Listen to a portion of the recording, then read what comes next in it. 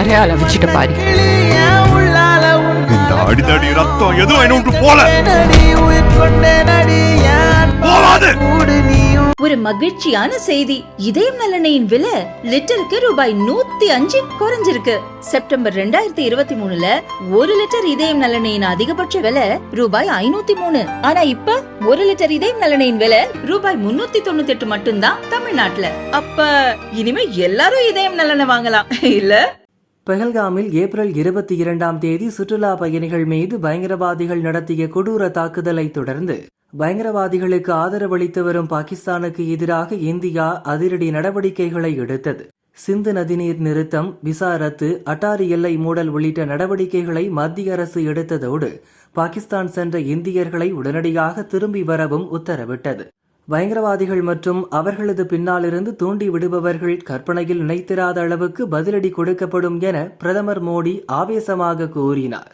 இந்நிலையில் பிரதமர் மோடி கடந்த 3 நாட்களாக முப்படைகளின் தலைமை தளபதிகளை தனித்தனியாக சந்தித்து ஆலோசித்து வருகிறார்.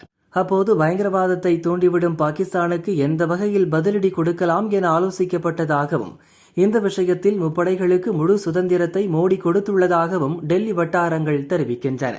அதன் தொடர்ச்சியாக இன்று ராணுவ செயலாளர் ராஜேஷ்குமார் சிங்குடன் பிரதமர் மோடி ஆலோசனை நடத்தினார். இதனால் இரு நாடுகளிடையே போர் பதற்றம் நிலவி வருகிறது. இந்த பரபரப்பான சூழலில் இரு நாடுகளின் எல்லைக்கோட்டில் பாகிஸ்தான் ராணுவம் தொடர்ந்து வாலாட்டி வருகிறது. இந்திய நிலைகள் மீது பாகிஸ்தான் ராணுவம் தொடர்ந்து 11வது நாளாக துப்பாக்கிச்சூடு நடத்தியும் சிறிய ரக குண்டுகளை வீசியும் தாக்குதல் நடத்தியது. இந்திய ராணுவமும் பாகிஸ்தான் ராணுவத்துக்கு தக்க பதிலடியை கொடுத்து வருகிறது. இதனால் காஷ்மீரில் எல்லையோர பகுதிகளில் வசிக்கும் மக்கள் அச்சத்தில் உள்ளனர். இந்நிலையில் வரும் 7ஆம் தேதி போர் பாதுகாப்பு ஒத்திகை நடத்தும்படி பல மாநில அரசுகளுக்கு மத்திய உள்துறை அமைச்சகம் இன்று உத்தரவிட்டுள்ளது. அந்த உத்தரவில் 5 வழிகாட்டுதல்கள் இடம்பெற்றுள்ளன.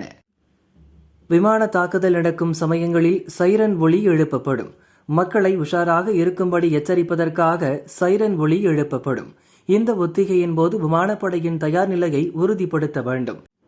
எதிரி நாடு போர் தொடுக்கும் பட்சத்தில் மக்கள் தங்களை எப்படி தற்காத்துக் கொள்வது என்பது பற்றி மாணவர்களுக்கும் பொதுமக்களுக்கும் மாநில அரசுகள் உரிய பயிற்சிகளை அளிக்க வேண்டும். இந்த ஒத்திகை மக்களின் பாதுகாப்பை உறுதி செய்வதற்கான அம்சங்களை உள்ளடக்கியதாக இருக்கும். போர் நடக்கும்போது திடீரென மின்தடை ஏற்படும். அப்படிப்பட்ட சமயங்களில் பொதுமக்கள் பாதிக்கப்படுவதை எந்தெந்த வகையில் தவிர்க்க முடியும் என்பதற்கான ஒத்திகை நடத்தி பார்க்க வேண்டும்.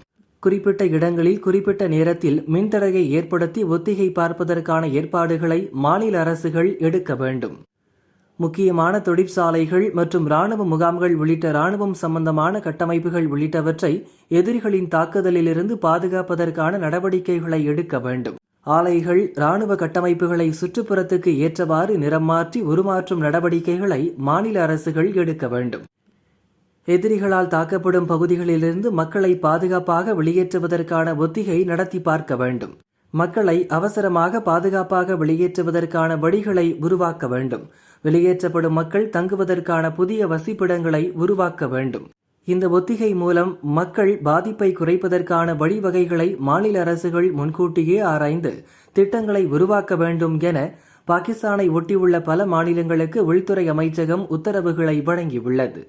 பாகிஸ்தான் எல்லையை ஒட்டிய பஞ்சாப் மாநிலத்தில் ஏற்கனவே ராணுவம் சார்பில் போர் பாதுகாப்பு ஒத்திகை செய்யப்பட்டது. பிரோஸ்பூர் பகுதியில் உள்ள ராணுவ வீரர்களுக்கான குடியிருப்பு பகுதியில் நேற்றிரவு 9 மணி முதல் 9:30 மணி வரை மின்சாரத்தை துண்டிக்கும்படி பஞ்சாப் மின்வாரியத்துக்கு ராணுவ அதிகாரிகள் கடிதம் அனுப்பினர். அதன்படி மின்சாரம் துண்டிக்கப்பட்டதும் ராணுவ குடியிருப்பு பகுதியில் ராணுவ வீரர்கள் போர் பதற்ற ஒத்திகை நடத்தி பார்த்து போருக்கு தயாராக இருப்பதை உறுதி செய்தனர். பாகிஸ்தான் மீது இந்தியா தாக்குதல் நடத்தக்கூடும் என பரபரப்பான தகவல்கள் வெளிவரும் நிலையில் மத்திய உள்துறை அமைச்சகம் ஒத்திகை நடத்த உத்தரவிட்டிருப்பது போர் பதற்றத்தை மேலும் கூட்டியுள்ளது. 1971ஆம் ஆண்டில் இந்தியா பாகிஸ்தான் இடையே போர் நடந்தது. அதற்கு முன் இந்தியா இதுபோன்ற போர் பாதுகாப்பு ஒத்திகை நடத்தியது. அதற்கு பிறகு இப்போதுதான் முதல் முறையாக ஒத்திகை நடத்த மத்திய அரசு உத்தரவிட்டுள்ளது. இதனால் வரும் நாட்களில் என்ன நடக்குமோ என்ற பதற்றத்தில் எல்லையோர மாநிலங்களில் வசிக்கும் மக்கள் உள்ளனர்.